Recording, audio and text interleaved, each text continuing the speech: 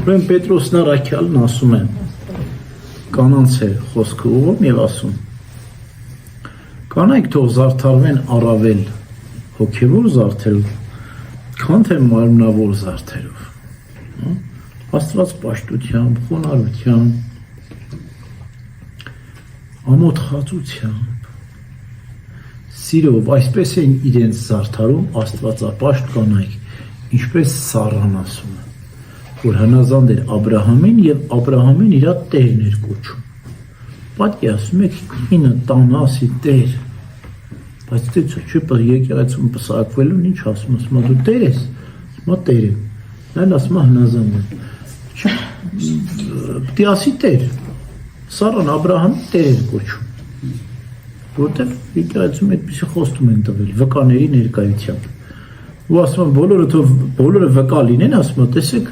Աստված խորանին բազմել է, քահանան, պահապանարիշտակները, սարկավագը, քավոր, քավորակին, հարսանքավոր ժողովուրդը, այս բոլորը վկա լինեն ձեր խոստմանը, որ դու տեր ես, դու էլ հնազանդ ես։ Այո, թող վկա լինեն, ասում են, բոլորի առջև։ Հիմա այս գեղեցկությունը, այս խոնարհությունը, համեստությունը մենք տեսնենք կնոջ կերպարի մեջ։ Եվ կինը պետք է զարդարվի Աստված պաշտությամբ, աղոթասիրությամբ, ամոթ խածությամբ։ Ամոթ խածությունը կնոջ գեղեցկությունն է, հատկապես աղջիկների գեղեցկությունը, դեռևս որ չամուսնացած, որովհետև դա հենց իր պաշտպանությունը, երբ որ աղջիկ ամոթխած է, իր հագնվածքին նայում է, որ ավելորդ բաց եւ անպատշաճ բաներ չլինեն, հա, ամոթխածությունը շատ կարևոր զենք է։ Իսկ հետամնացություն չի ամոթխածություն։ Ամոթխածությունը գեղեցկություն եւ զենք է։ Մեր երեխեքից այսօր խլում են ամոթխածություն, ասում են դու կոմպլեքսավորված մի եղի, հետամնաց մի եղի։ Աչքաբաց։ Մեկ բան որ մանգաս, կամ քրքրված ճղճղված շորերով մանգաս, ուրեմն դու ժամանակակից ես, բայց երբ որ մի քիչ պատշաճ հագնի, այսօր ունակ շրջազգեստ հագած կամ կիսաշրջազգեստ հագած կին չես տեսնի,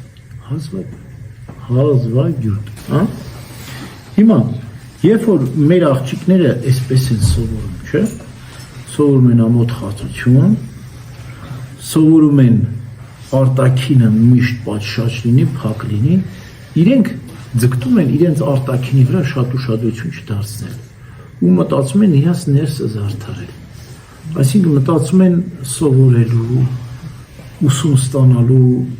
չգիտեմ, կարու ձև անելու, մի ինչ-որ բան, այսինքն ուզում են ներքինը զարդարել, որպեսզի դրանով նախ իրենք լցվեն, հետո դրանով էլ շահեն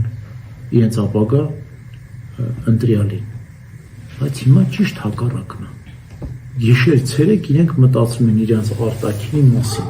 որ դրանով շահեն մարդ, ես էլ մեր աղջիկ երեխեքին ասում եմ, երեխեք ջան, հիշեք, այն տղամարդը, որ ձեր արտաքինի կսիրահարվի, կամ ձեր արտաքինը կհավանի ու ձեզ կառնի, ձեզ համար շատ վատ է, առանց ձեր ներքինը քննելու, ձեր արտաքինի գնահատականով քեզ հետ կամուսնանա, դա ամուր ամուսնություն չի լինելու, դա ավազի վրա կառուցված տուն է լինելու, որտեղ ասում են կյանքի ընկերը խու հայելին չի, ոնց որ դու նստես հայելու դեմ քեզ նայես, կամ իրար հետ նստեք հայելու դեմ նայեք, բայց հայելու ցեն կոմ, բայց ներսը, կինը դա մայր է, կենակից է և ոչ թե տիկնիկ, որ պչնված, զարդարված, վերցնես, տանես տուն, տնես սերվանդի մեջ հանայես, ես ինչ լավ տիկնիկը։ Այդ մեր աղջիկներին եմ ես ուղում խոսքը, և ով որ գայթակղվի այդ արտաքինով ու կամուսնանա, լավ չի, տղայի համար էլ ավատ, աղջակա համար էլ ավատ, տեսեք որտեղից եղավ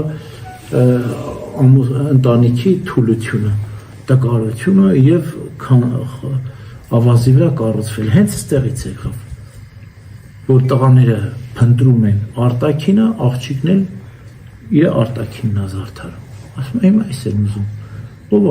հասցնում ներքինը ճանաչի, չէ, ներսը չի ճանաչում։ Արտաքինը զարդարի հերիքա։ Եվ ինչ ասես, ինչ որ սերմանում ես, այն էլ հնձելու ես։ Եթե դու ամուսնանում ես արտաքին բարեմասնությունների համար, ուրեմն ավազի վրա տուն կառուցեցիր։ Իսկ արտաքինի պատշաճը ո՞րն է։ Ամենագեղեցիկը բնականն է եւ չգիտեմ բոլորս էլ կխոստովանենք, որ մարդուն գեղեցկացնող ոչ թե պճվնվելն ու զարդարելը, այլ մարդու արտաքին գեղեցկության գրավականը հոգու գեղեցկությունը, համեստություն, հեզություն, հոգու, երբ որ մարդու հոգին գեղեցիկ է, չէ, ինքը արտաքինից էլ ինչքան անճոր լինի, իր աչքերից դու կտեսնես այդ գեղեցկությունը, իր խոսքից, ձայնից, իր ծիրակի իմաստության մեջ ասում եմ, մարդը ճանաչվում է իր խոսվածքով, իր քայլվածքով, իր նայվածքով, մարդուն ճանաչում ես այսպես։ Եվ եթե այս բոլորը գեղեցիկ է, պատշաճ է, տեսնես ինչքան գեղեցիկ է Աստծո արարչությունը, բայց մենք Աստծո արարչությունը աղճատում ենք, ոնց որ ամենա հանճարեղ նկարիչի նկարը վերցնես, ասես Լեոնարդո դա Վինչի կամ Հովանես Այվազովսկի, դու լավ ծովանկարիչ չես, հեսա տես ես քո նկարներին մտնես, ասենք ազգային պատկերասրահ, չգիտեմ այնտեղ Այվազովսկու նկարներից կա թե չկա, տեսնես ասես Այվազովսկի լավ չի նկարել, բերնեք ես մի քիչ դզերն ես նկարը, կբռնեք ես գնահատակ եմ, ասեն, դու Այվազովսկու լավ է չես, լավ ծովանկարիչ ես, դու ինքդ նկարի, եթե դե կարաք Աստծո արարչությունից ավելի գեղեցիկ արարչություն անել արեք, եթե չեք կարել ձեռ մի տվեք։ Մի գյուղացի տղա է լինում, եպիսկոպոս է դառնում, իր աստվածային շնորհի, իր աշխատասիրության, իր բարի հոգու համար առաջ է գնում, դառնում է եպիսկոպոս։ Դե մայն էլ, որ իմանում է իր տղան եպիսկոպոս է դարձել, զարդարվում է, պճնվում է, ես ինչ պարտքեր անում, ես ինչեր անում, որ գնա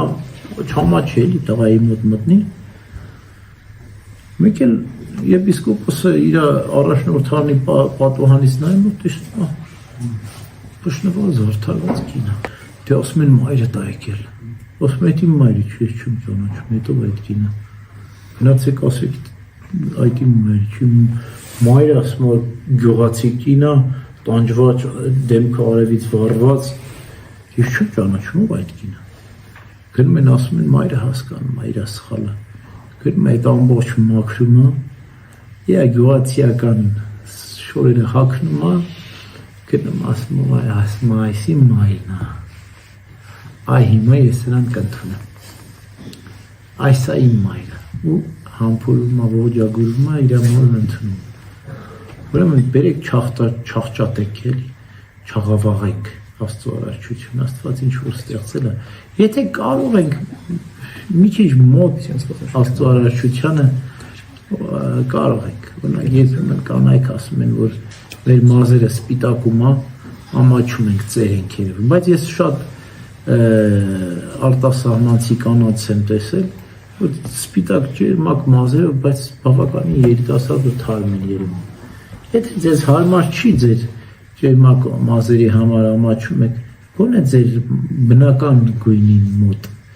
Աստծո ստեղծածին մոտ ներկեք։ Եթե, չգիտեմ, մի քիչ ուզում եք թեթև արեք ամեն ինչ, գեղեցիկ արեք, վուլգար ոչ մի բան մի արեք, սիրուն չի, փորձեք արարչությանը մոտ, օգնել արարչությանը և ոչ թե վնասել։